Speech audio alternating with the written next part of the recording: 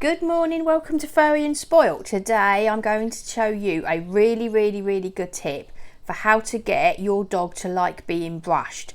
This tip is genius. I don't know where I got it from, but I've used it for years and years on all my dogs and it works a treat. You can see here, here's Harry, and he just couldn't care less about being brushed. Yeah, do whatever you got to do. Couldn't care less. And it's all down to this tip I'm going to show you now. So the first thing about it is that, oh hold on, I just got to reach something. You need to use a paste for it. Harry, you shouldn't really look out of the jar, darling. Don't look out of the jar. You need to use a paste for it. And what you're going to do is you're going to get this paste and you're going to wipe it on a cupboard door. I'm going to show you how. See, the dogs really like it. And I'm going to do it in a minute and show you how to do it. But you need a paste. Now, this is just a paste I get from Tesco's. This isn't our sandwich paste. Don't worry. This is the paste they have for their tablets. Don't worry, this isn't sandwich paste. I'm not going to make my husband's lunch with it in a minute. Although, if he's annoying you. No, I'm not going to. Yeah, so you just need a sandwich paste. And you can see how much they love it. Now, we have this sandwich paste because I give them their tablets in it. It's just from Tesco's. You know, it's just cheap sandwich paste, 30p a jar or something or other. And you're going to need this. Now you can use peanut butter for this trick, but the reason I'm so against peanut butter is because if you get it wrong and you use the sugar-free one, you are going to really damage your dog. It's very dangerous for them. So I'd hate you to get that wrong and make a mistake. And so I would highly recommend the paste over peanut butter. It just saves you forgetting and going and getting the sugar-free one, and that wouldn't be okay for your dog. Now, I've always done this trick as soon as I've got a dog. Every single day, do this thing I'm going to show you in a minute. And trust me, I've never known a dog to not be okay with being brushed after this trick.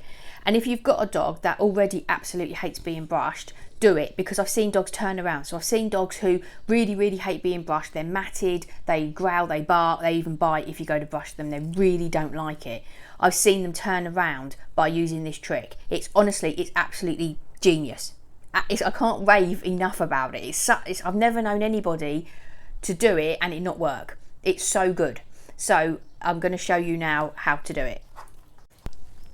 Right, so I'm going to do it on this cupboard door here, just a kitchen cupboard door that I can clean afterwards, and just get your paste and smear it down the door.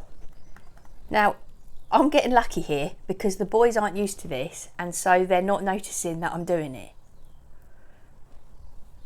It looks absolutely disgusting, but it works. Trust me, it works. It's brilliant. So there you go. I've got some smeared all up the door. I'm just going to hang on, Harry, wait a minute.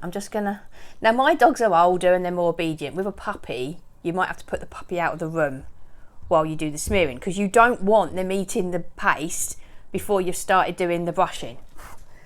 Harry's on it. Albert hasn't noticed. Right, then it's mucky. There's no two ways about it. It's mucky, but it does the job. Harry's on it. I'm going to let Harry do it. Right, look, boys, look. So Harry's noticed it, and it means you can just get your brush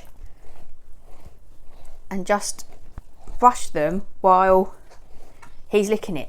Now, my boys are very used to being brushed because I train them this way since they were puppies. And so I can just brush them while they're licking the paste off. Now Albert's come along, and so I can just brush Albert while he is licking the paste off. You see, and they're very used to being brushed. Do it on both sides. Oh, they're licking the paste off. And honestly, it's brilliant. It's such a good trick, this. I've never known a dog not to like brushing after being trained like this with the brush. And you see, he's not fussed at all about being brushed. Couldn't care less, could you, darling? Very happy to be brushed. And I can give him a good brush all over. Oh, actually, I've maybe done the paste too high. Oh, I don't know if they're going to be able to reach that. It's a bit mean, isn't it? You can't reach it. Yeah, do put that into consideration, what your dog can actually reach. Oh, you're going to jump up and reach it? Oh, little Albert can't reach that. He's too little. Oh, no, I did the paste too high. Oh, on your back legs. Oh. But again, you can see that, look, here, let me brush him. And it's simply because I trained them this way when they were puppies that they don't care about being brushed. They really like it. Look, no problems at all. You like being brushed, don't you? Yeah. I mean, the side I'm doing it on there is the soft baby side. But even if I switch it over, look, to the harder side, they don't mind at all. They're so used to being brushed, it's nothing to them. They're just so used to it. And it means I don't have all sorts of problems because, you know, I meet dog owners all the time who dogs won't let them brush them, and the dogs are getting terribly tangled. And it just causes all sorts of upset. But so if you can train your dog from the beginning to like to be brushed, then save yourself and your dog a whole load of problems. And you can see Harry's here. I mean, he's not even licking the paste now, and there is still some left on there. Look, there's a little bit on there. If they wanted it, they could have it.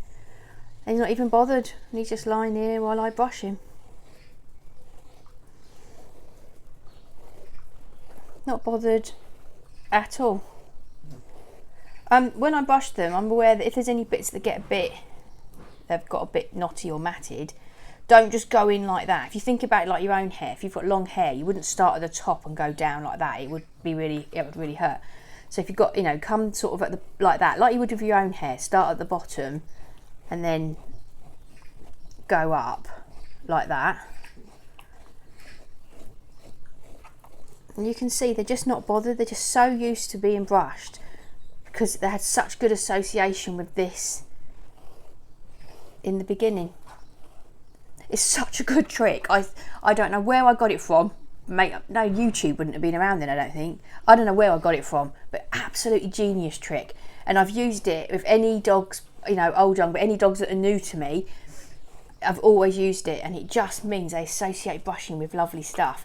Then you get to the point where you don't need to do this, because obviously you don't want to be putting paste on, you're doing this every day.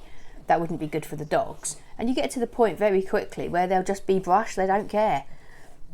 They just like being brushed because they started off with good association. Which with dogs is everything, isn't it? Good association. But you can see Harry's happy as anything to be brushed here. He's quite happy to be brushed. And honestly, it's because of that trick that I started him on when he was tiny. It's a really, really nifty little trick. So he's going to try and get that bit off there now. Obviously, sorry. Obviously, I now need to wipe that down with disinfectant wipes because the dogs have licked the cupboard. You can also do it on the fridge or on the back door. Dog before these two was a German Shepherd, and he when you brushed him, loads and loads and loads of fur came out. I didn't want that in the house. So what I used to do was I used to put it on the back door and then take him out into the back garden and do it.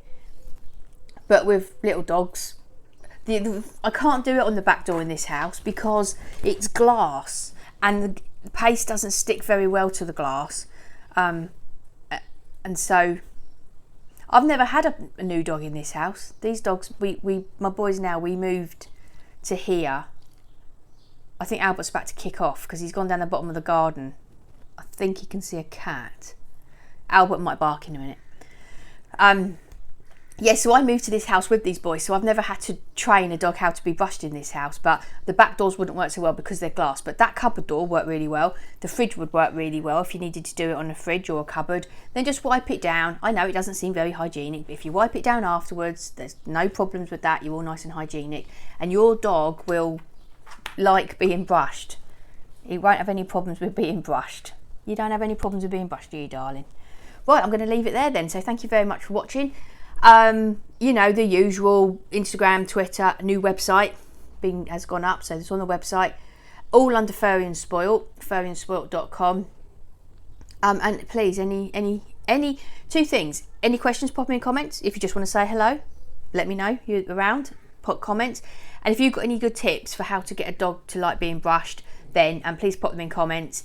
And the other thing, don't forget, hashtag Furry and Spoilt, so I can see, you know, your dogs. I want to see your animals, your dogs. So pop them onto hashtag Furry and Spoilt, tag me in so that I can see them. I really, really love to see the dogs that are in your life, or any animals that are in your life, really. Love them all. Anyway, that's it. So thank you very much for watching. I'll see you in the next video. Have a lovely day. Bye.